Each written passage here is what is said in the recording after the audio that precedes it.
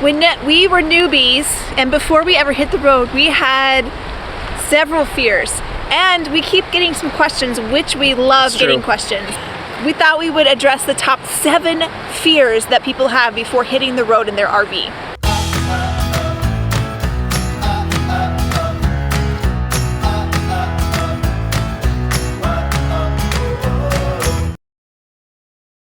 Hey everyone, we are back from San Francisco and back in Reno. It was an amazing time and we are fortunate today to be outside. It's like 68 degrees, the beautiful sunshine.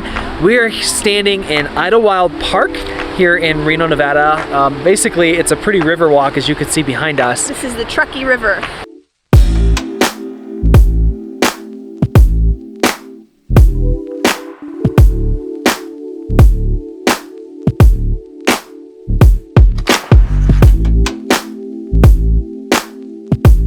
One of my biggest fears when we first started this adventure was backing up the trailer. I remember when we first started looking for parks, it was all about finding ones that were pull-through. It's our first day. Are you ready for this? It's a pull-through. We got this. I want the pull-through spot. I don't want to try to back this thing up. We've been doing this for a while, and I will say that at this point in time, I actually prefer the back-end spots. I'm very comfortable backing up Wendy through some really crazy spots in the past. You know, the back-end sites, a lot of times I feel more private. You are not like slammed right up next to somebody else, and you've got sort of a little, usually a little green area behind you. Here's some of the things that you could do to make it better. Practice. I mean, practice. When we first picked up Wendy, we took her to a lot, you know, like some big giant movie parking lot, and we just drove around, and I practiced backing it up right there, the very first day that we had her. Like before you even got on the highway. Yeah, right, back it up. Ask me if I've ever backed it up. Yeah, no. One of the other things that I find to this day still exceptionally helpful is having the backup camera. I don't only use it as a backup camera, I keep it on all the time while we're driving, and I use it as my rear view mirror, so I know when things are approaching us.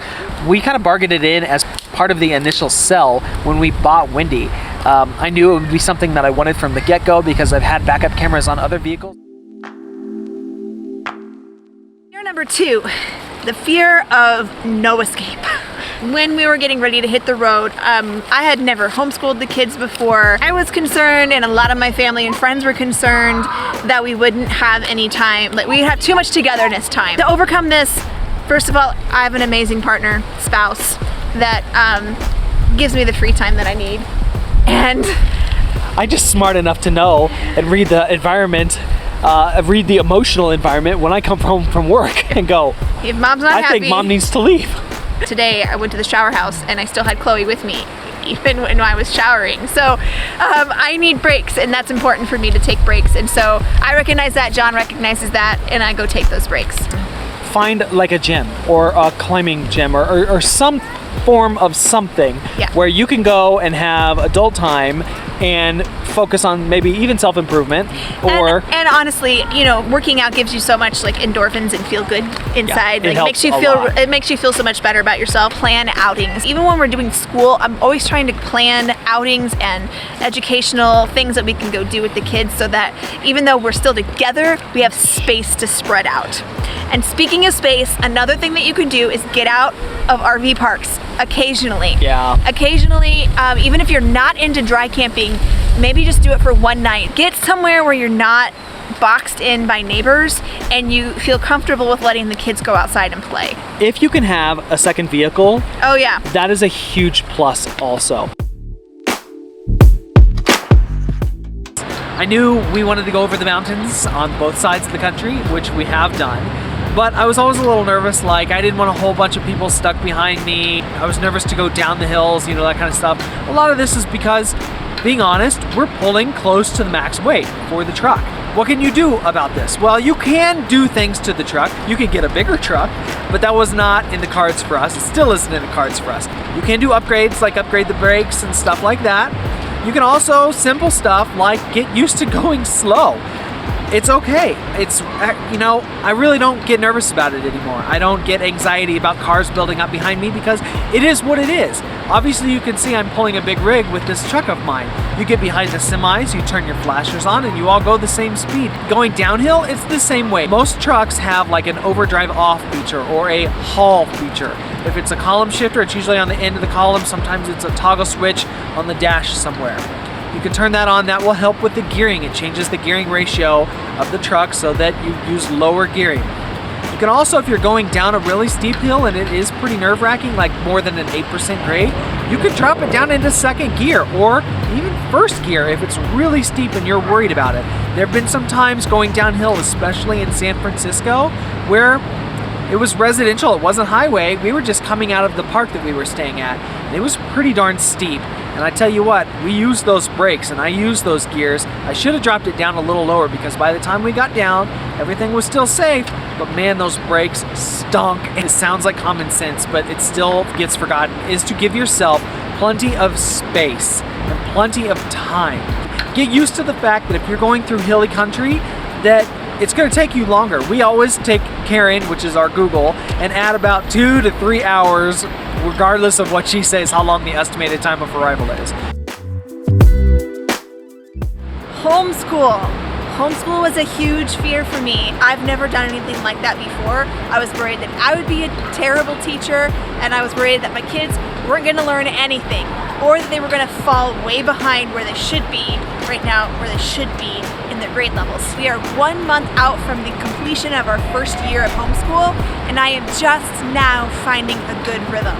So it does take some time to get into things. At least it did for me. Find somebody that can be your mentor, somebody that you trust, a friend. It could even be an acquaintance that's well-versed in homeschool, especially homeschool on the road, and pick their brain and talk to them. Don't be afraid to change your curriculum. Your teaching skills and your kids' learning skills are different. There's not one perfect curriculum out there.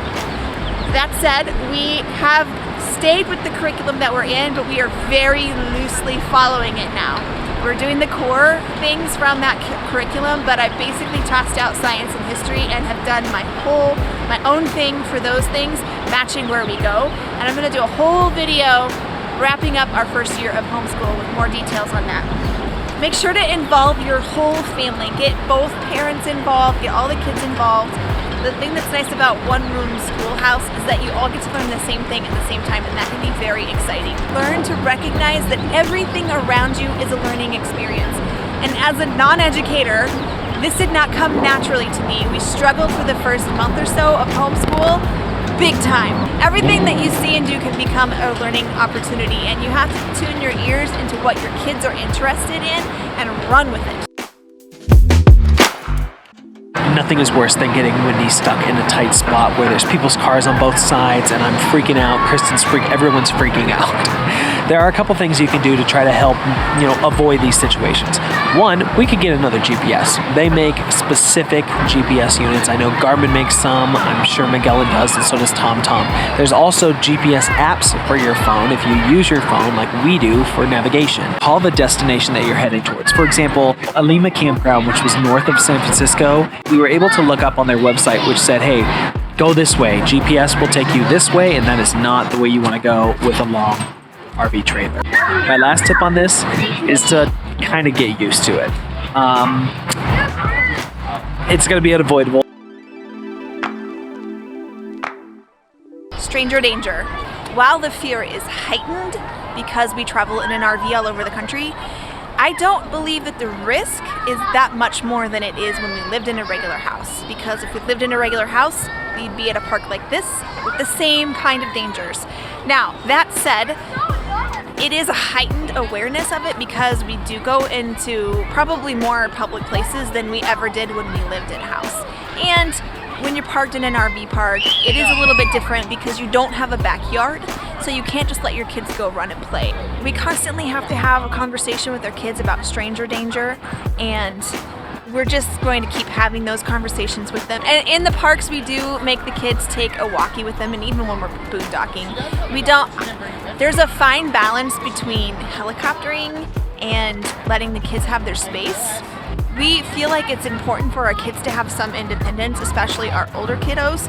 And sometimes we make them take Cinder with them, but we always have them have a walkie with them. So even though we can't see them, we can contact them.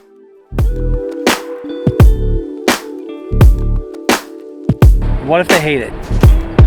What if you sell everything and you buy a big fancy expensive RV and you get out there and it sucks and you don't like it? Yeah. But what if you love it?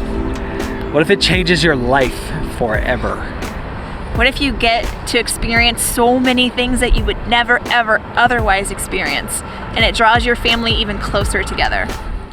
If you're on the fence, don't let fear stand in your way.